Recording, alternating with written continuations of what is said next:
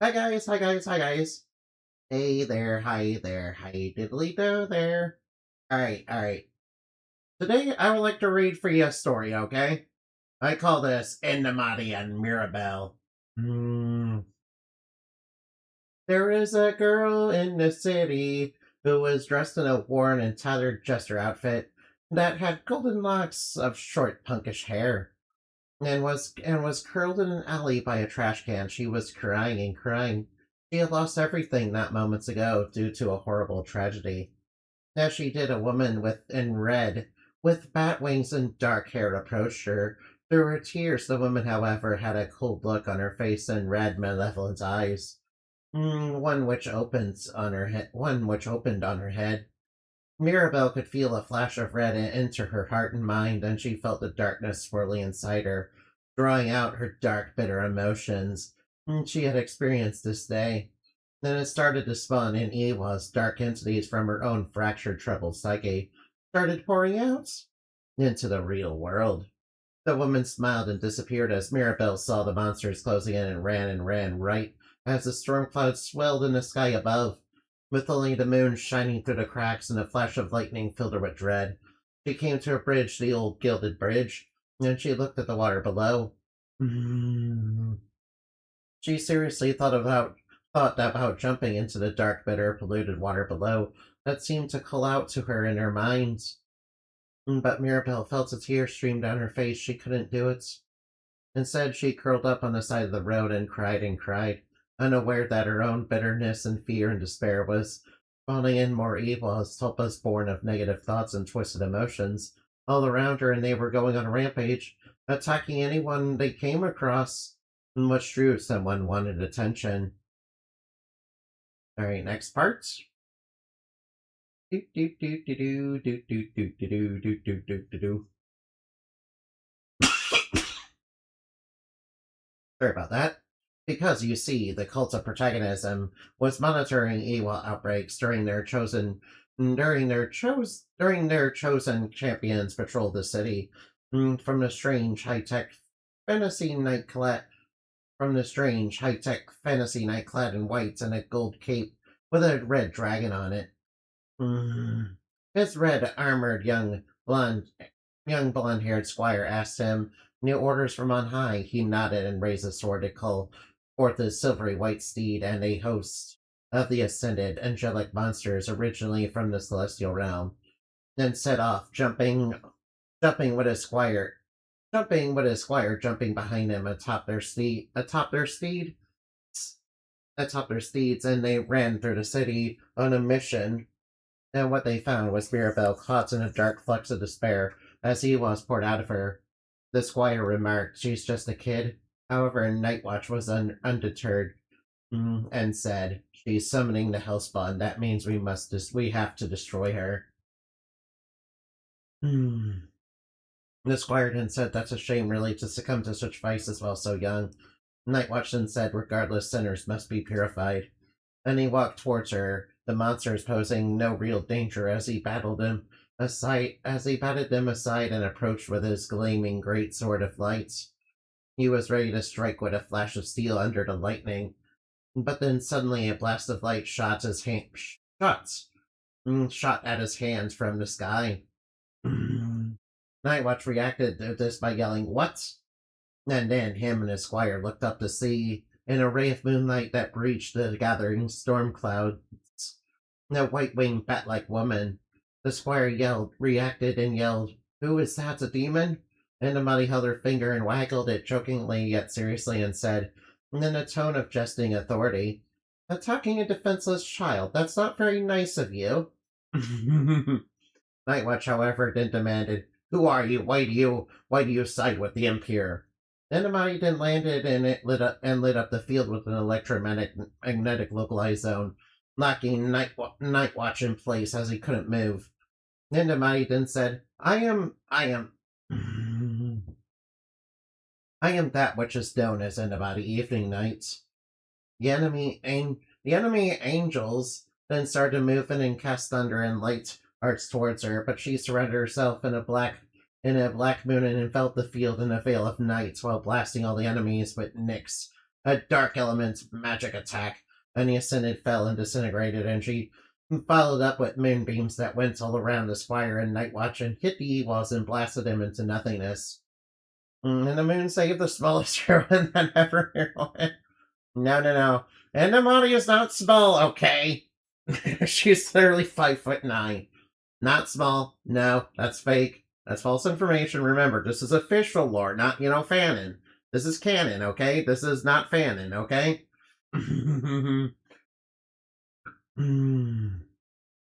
Indumati then grabbed Mirabelle gently and took her up in her arms. Nightwatch then said, "Demon, I will get you. You cannot hide from the goddess creation." Indumati stopped for a minute and thought for a bit, as the squire closed and attempted to strike with her spear, only to find out that they struck an illusion and disappeared when struck. Indumati then appeared and countered the squire with a punch of sleep dust, knocking her asleep, which Nightwatch feared had killed her, and said, "No, you demon, you'll pay." And I then said to him, "Hey, it's okay, she's just asleep." Nightwatch struggled to move and picked up a sword, though it felt heavy against the electromagnetic field, locking his iron armor in place. Nightwatch then said, "You will not escape judgment." As he went to throw a sonic grenade, which erupted in a loud noise towards Indumati. He saw her get staggered and moved in with a precise strike, only to find out it was an illusion. Nightwatch then said, "Damn you." Indumati landed on a nearby car and said, "Mister, you mentioned the goddess creation. I must tell you something. You're different from what the Guardian of Dreams taught me. Perhaps you believe you're following the goddess? Though I hardly think she would attack a child, so why?" Nightwatch then said, "She's summoning demons." And I corrected him by saying, "They're Ewas, not demons, you silly little man." Alright now. Nightwatch then aimed an iron bolt towards her with a handheld crossbow and fired.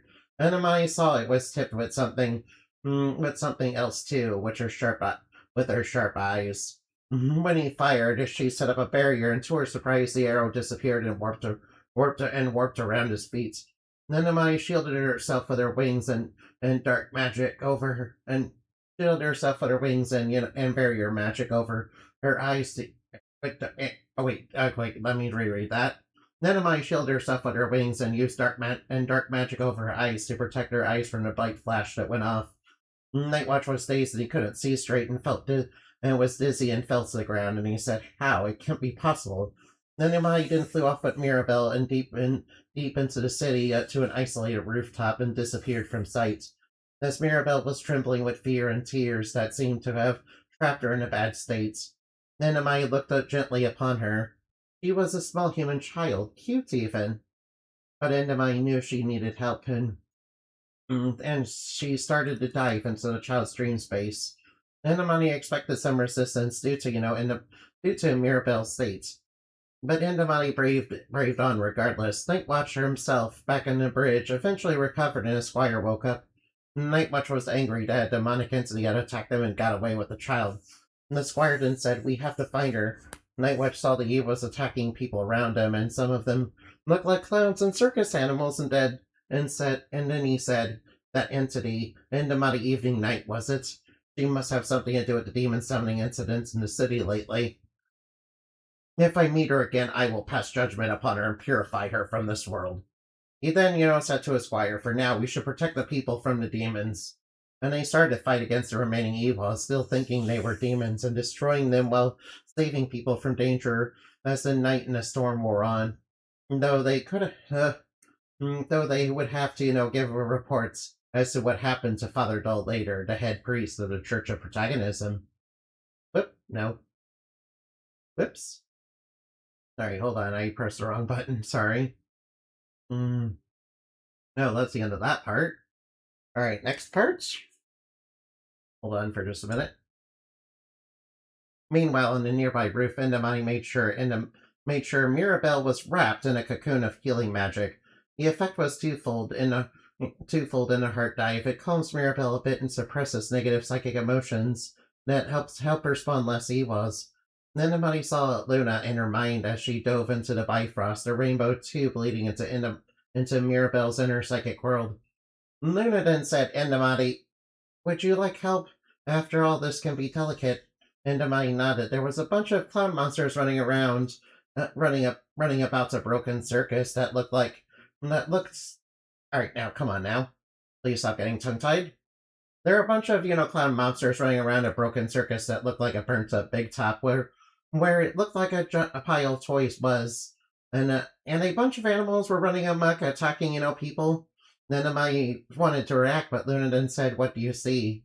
Nenamai used her wisdom eye to look at the source of the trauma. It looked like it was connected to the pile of toys. Nenamai flew past the enemy silently and quickly beyond their sights and headed right inside. As she geared the manic, there. All right, now come on now. As she neared, she heard manic, crazy laughter, and a pile of toys erupted upwards into a gigantic clown-like mobster with a heart-like clown face on it that melts of burnt plastic. No, no, no, no, no, no, no. There is no Indorito. There's no Indorito. Stop there right now. There's no such thing as Indorito. That's fanon, not canon. Okay, this is actual canon stuff. Okay. All right now. Anamani sensed something horrible and distressing from it. She gripped her staff tightly. Luna then said, "If we can defeat this one, the rest will disappear. However, I sense something else. You can feel it too, can't you?" Anamani observed closely. It seemed this being had some sort of dark magic that seemed like it didn't belong in this dream space here. But she sensed what her magic, the giant clown then said to her. All the world's dreams have been erased. All this world's dreams have been erased. It's mine now to take as the great limit. It's mine now to take as the great limited night sees fit. Nenamati winced at that name and fired a blast at the monster to get its attention. Nenamati then said, "Stop right there!" The monster turned its head like an owl towards her and down to her, and said, "Oh, what do we have here? You're not supposed to be in here. Who are you? Some sort of shrink who thinks they can defeat me?" Nenamati then said, "Something like that." The clown's mouth opened to reveal an eldritch row of teeth and said, "Oh, you think you can end this nightmare? I won't let you. Besides, I am a being of the darkest darkness, spawned from the Queen of Fear itself, and you will never end me." And Amadi observed and said thoughtfully, "Lumina Knight, you mentioned her." The clown monster spread its arm and said, "We are the teeth innumerable of Red Moon and heralds of the blackest night, for we are many." Luna herself winced and said, So it begins again. Little Spirits really has found a host." Nenamite tightened her grip on her staff even more. It even hurt a bit. Noonan said, "I know we have to defeat this being. However, don't lose your cool. Calm yourself and observe for weak points and openings." Indumati took a breath and the clown aimed a large cannon at her to fire a bunch of bullets at her. Indumati deflected the shots by creating small mirrors to scatter while scattering moon dust that got into the clown's eyes. The clown then summoned a giant hammer to swing down, and then threw a giant fist at her. But Indumite grabbed the fist with one hand and blasted it with magic that erupted and cracked the monster's arm as it melted. The clown grew angry and opened its mouth to fire a series of exploding shots towards her that exploded forth. Indumite flew between the shots and dove under its legs and then aimed a hammer to strike. The strike struck an illusion, but the clown saw it missed. It then quickly turned around in shock as Indumite fired a moonbeam that blasted it right in its mouth, which caused it to swell up and be filled with light elemental magic and start to break down. The clown shouted, "No, Lady Lumina!" as it exploded into a burst of rainbow light that burst into confetti, that burst forth a wave of rainbow light that rapidly shot forth and erupted the chaotic circus city in a color that blasted away all the darkness and disintegrated each evil away, and then turned them into friendlier, kinder thought forms, which were no longer tainted by nightmare. Clowns and animals that resemble things that are fun, now colorful and from a fun, now colorful, vibrant circus. However, the circus was still gray and lifeless and burnt, and in the center was Mirabelle. Indumati also observed a hole in the sky, which where the dreams once were, which looked like it was missing from Mira's mind. Indumati hugged the child. The child ran to her and said, "They're all gone. My family, my business, everything. On top of that, the mean tall man stole my dreams." Yeah, don't go all gung ho like a Bat Rito. Be smarter, not more violent. No, no, no, no, no, no, no. There is no Brett Rito. And also, Indumati's a superhero. Okay. Alright, Indumati's a superhero. She's trying to save Mirabelle here, okay? It's alright now. Indumati held her in a warm embrace of white magic to comfort her. Indumati then said, "Hey, would you like to learn something cool? Would you like to learn something cool burning deep inside you?" The child, a crude representation of how the child saw herself right now, suddenly felt a new power that was once chained in her awaken. It felt warm, personal, hers. The child turned to a more normal-looking Mirabelle and said, "Thank you, miss, but I don't know your name." And Amai held her finger to Mirabelle's mouth and said, "Hush, don't tell me yours. I am a fairy, after all." Mira then said, "Miss Fairy, you're pretty and nice, thank you." And Amai patted her head and then shortly afterwards left Mirabelle's mind as the inner version of Mirabelle waved after her and smiled a bit. And Amati ascended into the Bifrost. Luna then said, you did what you could for her psyche. It's a good first step towards healing." And Amai then said, "I hope she'll be okay." Mm. Time for the next part. He looks more like J.J. Johnson's version of Spider-Man. No, no, no, no, no, no. Indumati is a good guy, okay? She is not a bad guy. And no amount of, Daily Bugle, propaganda will change that, okay? Yeah. Yeah, Indumati doesn't even wear a mask in combat now. When Indumati exited the mind of the child, Indumati looked into her dreams a bit before the girl woke up. Indumati woke up and said, "You, what and who are you? Are you a nice fairy to help me overcome my nightmare, the nightmare I was locked in?" And Indumati then said, Someone or something trapped you inside of something quite foul." Mirabelle then said, "It must have been the red-eyed woman. She had bat wings, sort of like yours, miss." Indumati then took note of this. From Mira's memory, it looked a lot like how her mom described her former advisor, the one responsible for the massacre of the Arks. Indumati changed the subject and then said, I saw that your dreams, it was like there was a void inside of you." Mirabelle then said, "I don't remember what my dream is, Miss Fairy. It was stolen from me." Indumati replied calmly as she could and said, Do you know who could have done it?" Mirabelle then said, "The circus was having trouble with the mafia. They were shaking down my old man, you see. I have no doubt they're responsible for the incident that took my parents' lives. They had a tall man with them. He was dressed in a costume that resembled the Jack of Hearts, you know. And his goons looked like they were guys dressed as cards. And I had no idea who that could be." And Mira then said, they're the Wonderland Underground, miss. Also, their leader has weird abilities. After I was trying to after I was trying to keep things running, he came by and threatened me and used some sort of magic on me.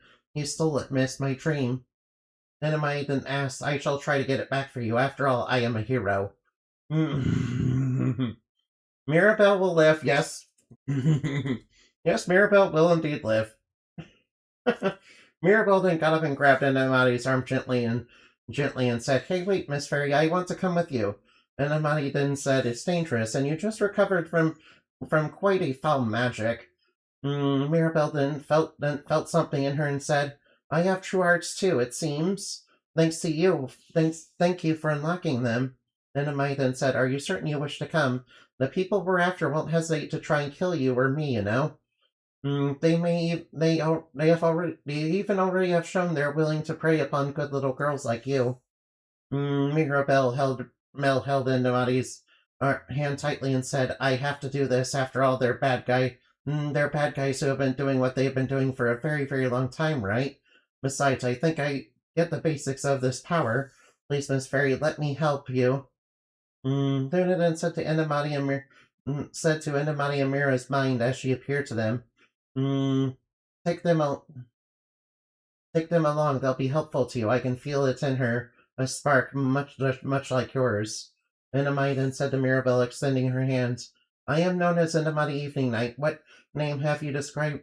Have you decided on as a hero?" Mirabelle then said, "I haven't thought of a hero name yet, miss. It's a bit difficult for me to come up with one. That hasn't been done a million times. Maybe Jester or Punchline?" Ninamite then said, "I guess it can be difficult."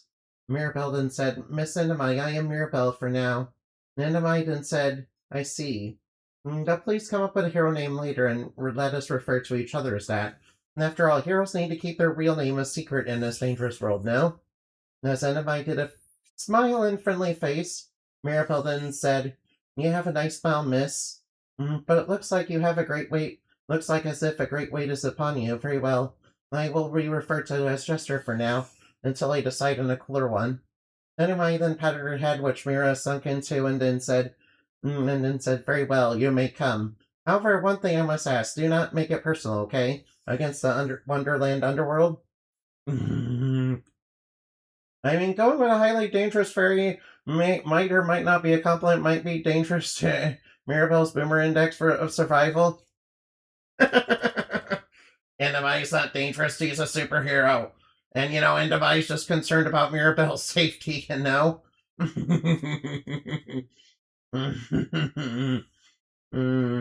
understood and said, "Acceptable, but that moth." Indumati then said, "That's Luna. We can see her, but others cannot unless she wills it. After all, she's a bit different from us and is a higher being of sorts." Luna then landed on Mirabelle's nose and said, "Indumati means I am a celestial envoy serving the goddess of creation."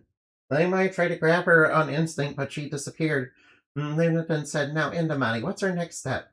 Mirabelle then said, "Wait, it's my circus has been claimed by them. If we defeat them, maybe we can get a clue, right?" And the might agreed with this since at the very least it's a lead. And the might then took to the sky on her wings, with Mira using springs on her boots to bounce about the city precisely and quietly, yet powerful enough to bounce into air at will. Alright, now next. Alright, now next part. Alright, how much further do we got? Oh, not too much further. Alright, now. That's why you don't take targets on patrol unless trained. Don't worry, Mirabelle will be perfectly fine. She's pretty strong, yeah? At the circus, it's seemingly empty, yet looked like it was remade, with someone in the darkness counting money along with minions in card suit like costumes. And a strange woman clad in a costume that resembled a Queen of Hearts, yet with an ugly, stern expression and a big mole on her face, then said, "I'm glad the boss was willing to give this place to us after all. Along with the money, people are unaware that the real price of admission to this place. Thanks to our little friends, the Playland puppeteers, we were able to grab all sorts of dreams through that hypnotic, lovely performance and get them a bunch of new toys to play with later, in exchange for my personal cut, of course." The minions cackled and laughed. The ugly Duchess then slammed on the table and said, "This place is about to become a serious business for us. After all, it'll help us rig in tons of what we desire." However, then a set of juggling balls fell from the sky. The ugly Duchess responded, "What's this?" And as they poured out some kind of enchanted gas that knocked her men unconscious. And the ugly Duchess stepped back and took an antidote for her sleep and said, "What is the meaning of this?" Half an eye, no. Mirabelle then jumped down from the sky and was ready to strike the Duchess with a giant ball. Mirabelle then said, "It's time for the star performer's debut. I, the great Jester of Justice, shall be retaking my circus from you, miserable miscreants." The ugly Duchess recognized the girl and said, "Oh, are you the one that the knave of hearts roughed up a bit to get this place? A shame what happened to your little family." Mirabelle was about to get angry, but Indumati stopped her and then surprised the Duchess from behind with a bunch of sleep powder to make her woozy. Mirabelle then struck the Duchess in a toe with a mallet that made her stagger a bit before doing an acrobatic kick in her jaw. Well, Indumati did an axe kick to knock the ugly Duchess to the ground. The ugly Duchess let out blood at this. However, the Duchess then got up and shook it off a bit. Not bad, however, and then she pulled out a minigun and started to fire upon him while laughing maniacally. You're about to learn why it's a bad idea to mess with the Bob kid. Mirabelle and Indumati dodged the incoming fire. Mira and Indumati then nodded to each other. Indumati soared high and scattered moon dust about, which caused the ugly Duchess to fire up at Indumati and strike her and make her into a bloody holes, which the ugly Duchess laughed and replied, "One down, two to go."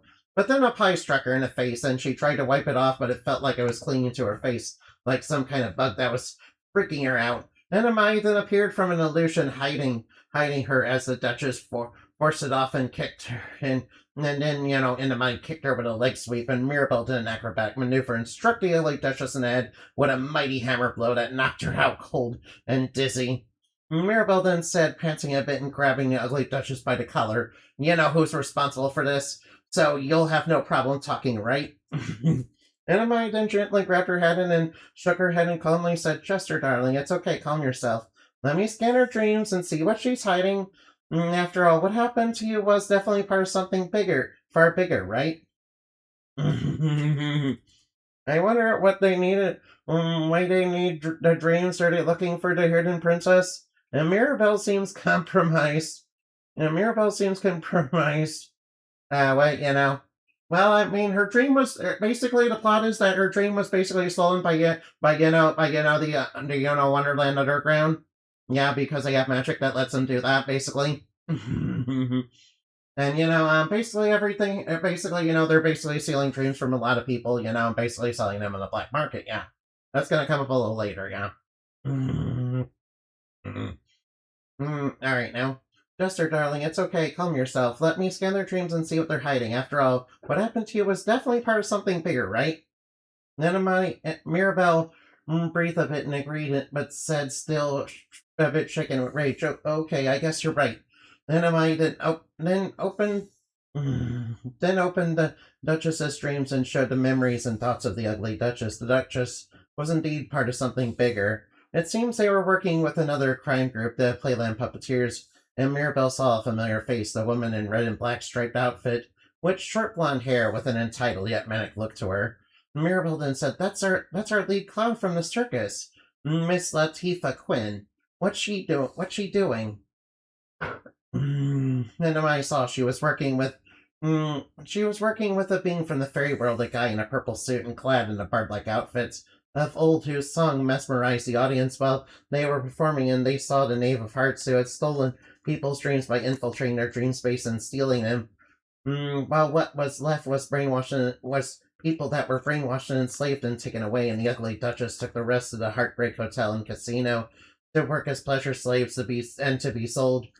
Mirabelle then said, "Those monsters, they..." And Amai then said, "I know, that's why we need to defeat these guys to protect people and save them from people like this."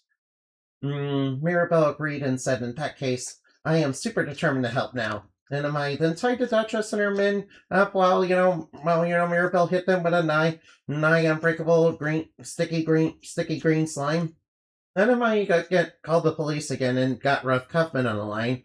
Ruff then said, "Who's this?" And Amai gave them the location of the circus. Dream invasion, so wholesome. Well, we're doing it just to scan our memories, and besides, I'm part of, what Indumati does is, dive into dreams to, help people, or sometimes to get information. And it's a little bit more peaceful than, beating people up and basically threatening them into getting the information,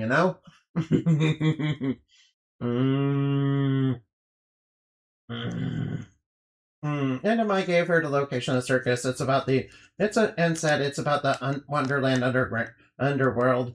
"I have defeated some of their members, one ugly Duchess." Ruff then said, "I recognize your voice from the butcher incident." He then tried to pinpoint her location on her phone. Indumati then said, "I will contact you more later, detective." Then quickly hung up. And Ruff got the pinpoint on Indumati's location at where Mira's circus was. Ruff then said, "Boys, we better roll out."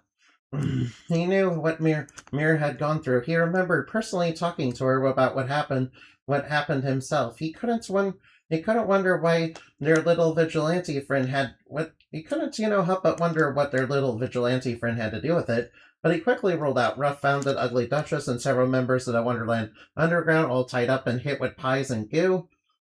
He was a bit confused, and this was different from last time.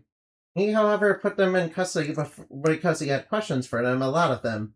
Least of which was the vigilante friend. When the Duchess talked, she told him that they were attacked by a white-winged Batgirl and Mirabelle herself. Ruff was surprised. He hadn't known Mirabelle to be the type to do dangerous things. It turned out the Wonderland Underground did indeed steal the circus, but the Duchess declined to tell why. Though Ruff used the magic crystal to get her to confess the truth, especially about the rumors about her. He decided he needed to see this for himself, so he sent a crew out to her operations and found a bunch of men, women, and children captive after a brief shootout with some of the gang's henchmen. This confirmed what he thought and knew already.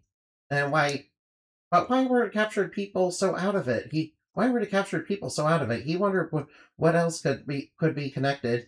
Something far bigger, perhaps. He needed to contact the feds about this, which he knew would be a big headache, but necessary. After all, extra experienced hands when this would be welcome.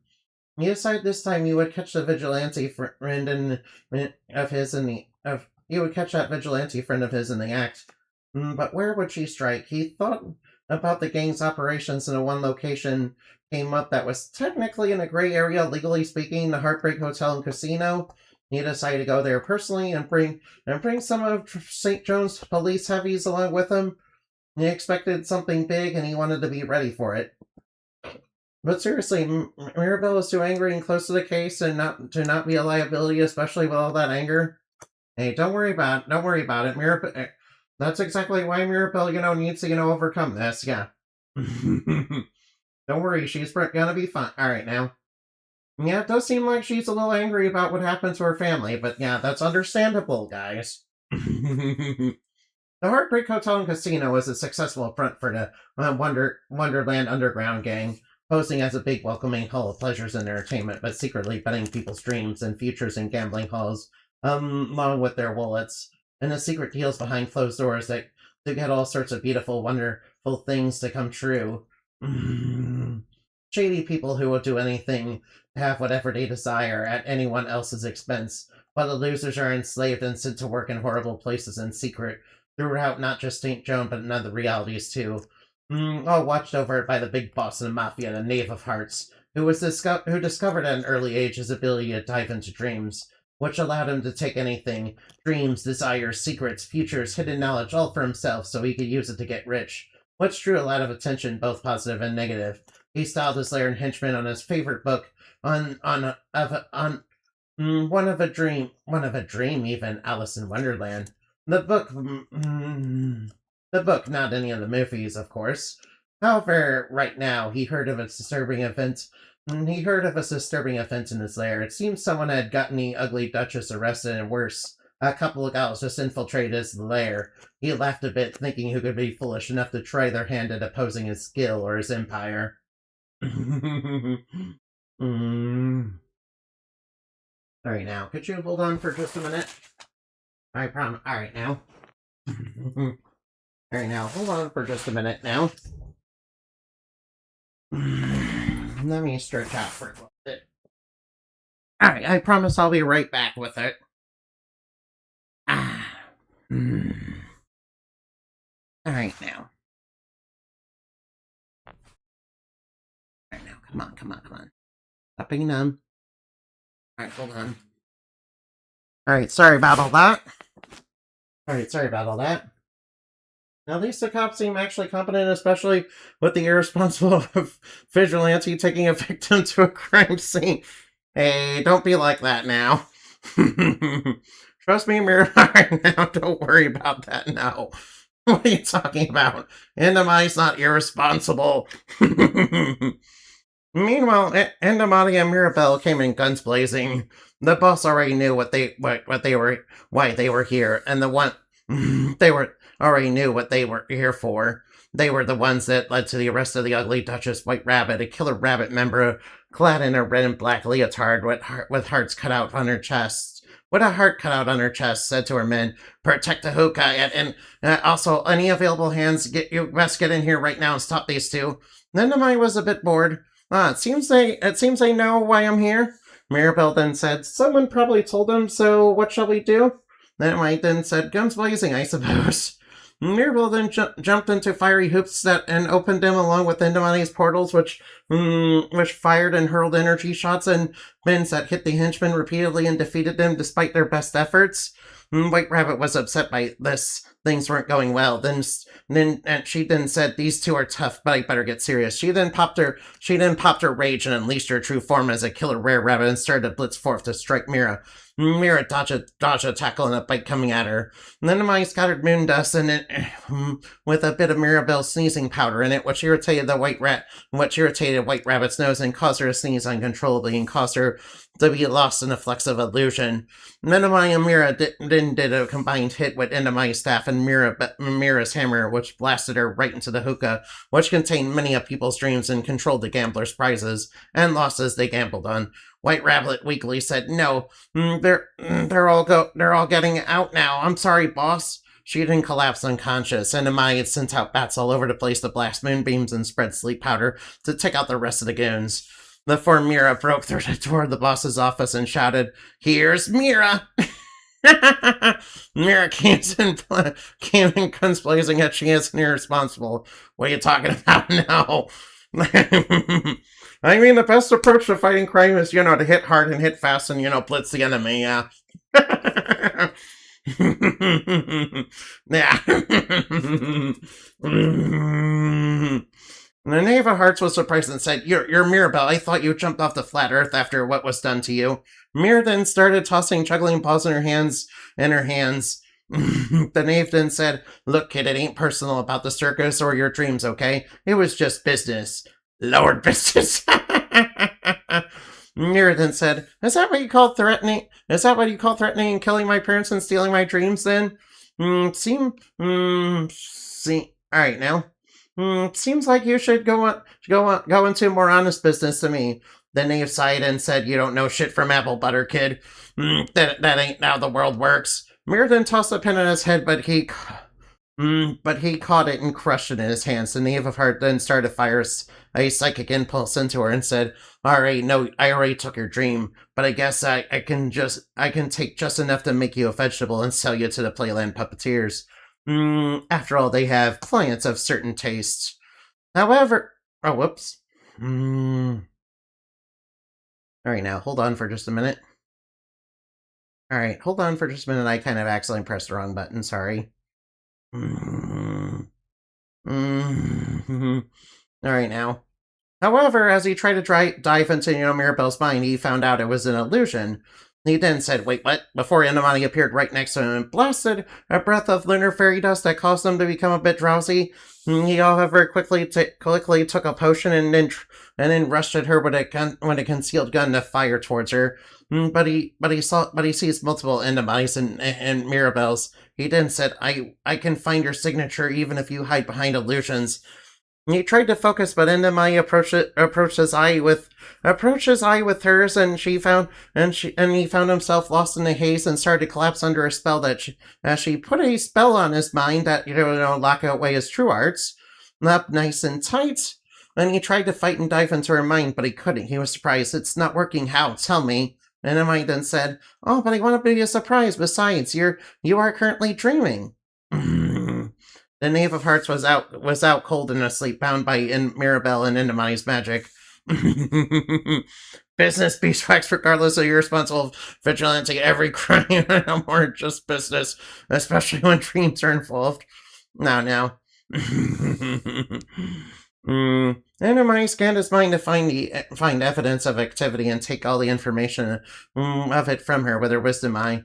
Mirabelle then said, "What did you do to him?" Indumati then said, "A kind of hypnosis. It put a suggestion that shut off his abilities temporarily." Mirabelle then said, "Do you know where my dream is?" Indumati looked carefully through his memories and found what he did to it. Mirabelle's dream was taken away by Latifah Quinn.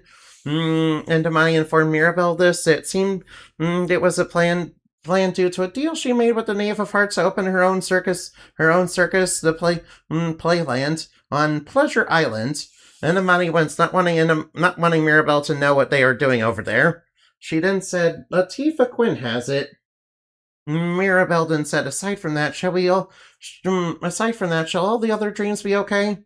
Indumati then said, given the operation, many will be, but many have already been sold and given to very bad people who are using them for their own ends. In fact, it's led to a lot of criminal activity in this city. I'm sorry.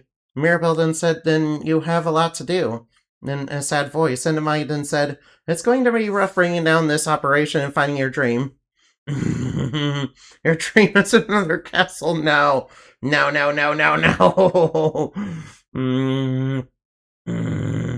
However, I will not give up on it. After all, this is just what I am here for. Mira, will you do anything to get it back? Mira nodded seriously and then said, I shall. And Indumati then said, then will you allow me to take you to the moon? You're strong and we need to be ready. We already work well together and we'll need to be more prepared for this mission. Alright, let me try alright now. Mirabelle agreed and they headed outside to the roof and watched many of the stolen dreams go from the hotel to throughout the city. Back to their owners. Ruff Kaufman and his men soon arrived. He saw the glowing lights all over the city and remarked on its beauty, not fully understanding what it was. The police surrounded the building and quickly went inside to find a mess. Indumati contacted Ruff again. Contacted Ruff again on the phone. She told him everything about what happened and told him how to find the evidence, saying the code to the ledger and how to find it. Ruff again said, who are you? Why are you doing this? Indumati then said, just a promise to a friend, and it did turn out to be a bigger deal than, I anticipated. Be ready, detective. Before hanging up, he tracked the location to the roof and his boys aimed to light up to see someone was up there and saw two figures, a young woman with white bat wings and bat ears clad in unmistakable blue and white stockings. You remember seeing that figure shortly after the butcher incident. And he saw a clown-like little girl in a blue and white, tattered clown outfit, yet she looked happy and determined. Ruff knew who it was. Mirabelle, I see. So that's the connection and the friend you mentioned. He asked his men to send some boys to the roof, but when he got up there, the two had disappeared in a ray of moonlight. Ruff, however, focused on what happened. The Mafia was roughed up something fierce, and Ruff curiously followed the instructions Indumati gave him and found the ledger, which was evidence. He took it. He also took the mobsters into custody for their activities, which the cops found plenty of evidence as to what was going on here, as well as other criminal activities. Ruff knew about the Wonderland Underground's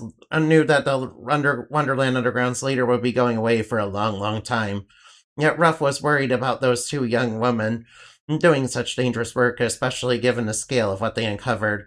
Ruff thought he needed to capture them before they got themselves really hurt and answer a lot of questions about this incident. Oh no, Yomi, what? What, I know about Yomi, but, alright, now, I know that about Yomi's design, but, Indumati technically had the blue and white stockings, before I knew about Yomi. So, technically speaking, I kind of had them first, although I'm not sure how long Yomi actually had the blue and white stockings in her design, but, I'm assuming it was for a long time and she had it in mind. But, I kind of had them on my own, yeah. And Indumati's not irresponsible or stubborn.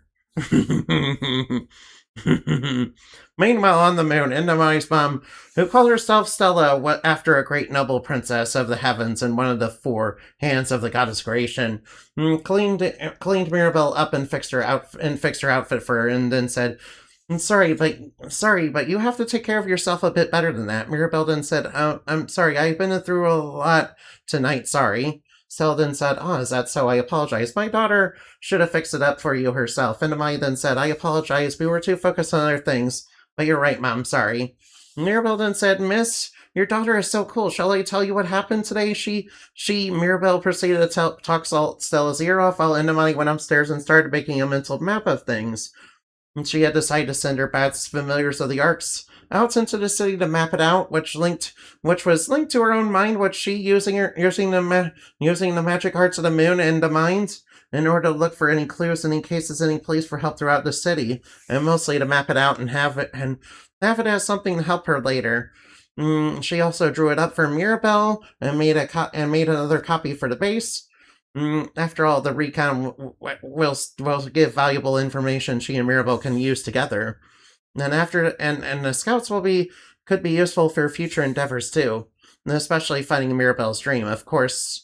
And also planning on getting everyone's stolen stuff back from the Mafia and all the bad guys using them to do evil as well. Nenamai was worried even and thought that this was a huge quest. Mirabelle, in the meantime, took a guest room in the Moon Civilization's ruins. Stella even told her she could, decorate it however she pleased. Mirabelle took a soft guest bed and was happy it was hers. She looked forward to getting her dream back and becoming a hero like Indumati, whom she came to look up to. Yes, for the safety of the people, the vigilante must be put behind bars or in a jar. I do not fit in a jar. At least until properly trained. What, Indumati does have training? She does have training, don't worry. Meanwhile, in the prison, the Knave of Hearts was prepared to rot, but then one of the officers, a crooked cop who was in the hand of the Wonderland underworld's pockets, so he would have a separate cell and a window and benefits. Gave him a note and said, "It's for you. You may want to see this." The knave took the note and saw a magical message that was static in a mark of an 8. He didn't know what to make of it. And a message in a note said, "Mr. Knave of Hearts, we would like to welcome you to our business, and would like you to be the head of it to help us in our endeavors to defeat certain troublesome aspects. I, the mysterious benefactor, would like you to unite together with the other crime families. I know you can do it. Are you willing?" And the note then stopped. The knave thought about the other crime organizations in the city and how they had so many heated conflicts and rivalry of sorts with each other, but also came to a bit of understanding at the moment. He smiled for a bit and thought, "Sure, I guess I can try it out. I'm interested in what you have in mind." Then he laughed a bit in his cell before crumpling the note. In truth, he already had some people prepare his escape for him. Later, when the next police van came to transport him to the Fairyland prison for bad guys and monsters, the van took a little detour to the mysterious benefactor's base, where he was ready to meet an old friend, Latifah, who was ready to meet an old friend, Latifah Queen, waiting for him. He smiled that evil little smile of hers. She then said, "Oh, wonderful to work. Oh, how wonderful to work with you together. Are you ready for the big leagues?" The Knave of Hearts smiled a bit amused. The benefactor hidden on the screen, showing a message for them, said, "Welcome. Now let's start with why you're here and our first order of business." I mean, letting a victim moonlight as her sidekick without Bruce Wayne level support. Don't worry, Indumati and Mirabelle are going to, train and, actually become official heroes. After all, and all right, now she's gonna put Mirabelle through the same amount of training, yeah. Meanwhile, somewhere in the dread of the dark, as the storm raged through the night, there was a woman who heard from one of her minions, a black bat with angry eyebrows, say, "Mistress Lumina Knight, ma'am." Lumina then asked, "What is it?" The minion then said, "The first Iwa outbreak was stopped. The Iwa outbreak was stopped. The Iwas all disappeared rather than get destroyed. You know what that means." Luminite frowned. "Someone accessed a little trouble girl's mind and healed her. Someone who knows about Iwas and how to stop them." The minion then said, We have a description of who it is. Knight smiled and said, oh, tell me immediately. No, there's gonna be training. I mean, Indumati did train, we just haven't shown it yet. And you know, Indumati's gonna train Mirabelle, we just haven't shown that quite yet. Don't worry, things are gonna be okay. Don't worry about the training. It's gonna be fine. Alright. Alright. Luminite smiled and said, oh, tell me immediately. The minion then said, it was someone with bat ears and bat wings who was from your tribe, Lumina, and Arc. Luminite was surprised by this. That can't be. They're all dead. I know. I killed them all myself all those years ago. The minion then said, does that mean we're in trouble? Luminite laughed and said, oh, on the contrary, I thank you. I think it means that there's a little pest to clean up. It means there's just a little pest to clean up. However, I hardly think they're a problem for now. After all, it's just one evil outbreak, and I have planned to cause so many more. Then Minion, have you found any information on the other thing we discussed, the Book of Creatures? The Minion smiled a bit and let out a laugh. We sure did. Did you know the wizard grade left it in plain sight in the city library? To normal people, it looks like a normal, colorful monster book, but to you, well, I think you know. Knight laughed and laughed. In that case, I will have the ability soon to cause as many evil outbreaks as I want, and I won't have to target specific people anymore. The minion then said, and the other arc? Knight then said, they can be dealt with at any time, of course. We can't have someone messing around in the business of Red Moon. So have our men take care of her and be discreet about it.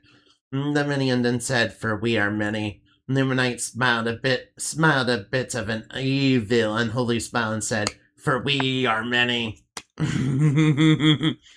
So far, the villainess seems less untrained, stubborn, and dangerous. We've just...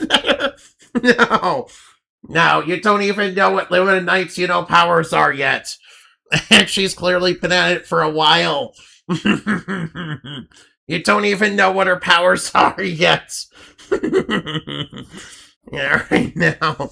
Well, I mean, you know a little bit about what her powers do. Right now. Anyway, that's the end of the part. Alright. That's the end of the part. Alright, now, thank you guys for watching. And thank you for, here comes an interesting one. Alright, now, let Truck-Hun deal with the vigilante. No, we're not letting Truck-Hun, kill Indumati, no. That's not gonna happen, no. Why would Truck-Hun, kill Indumati? She's not an isekai protagonist, no. What's wrong with you? No. Anyway, let's go look for somebody to raid, okay?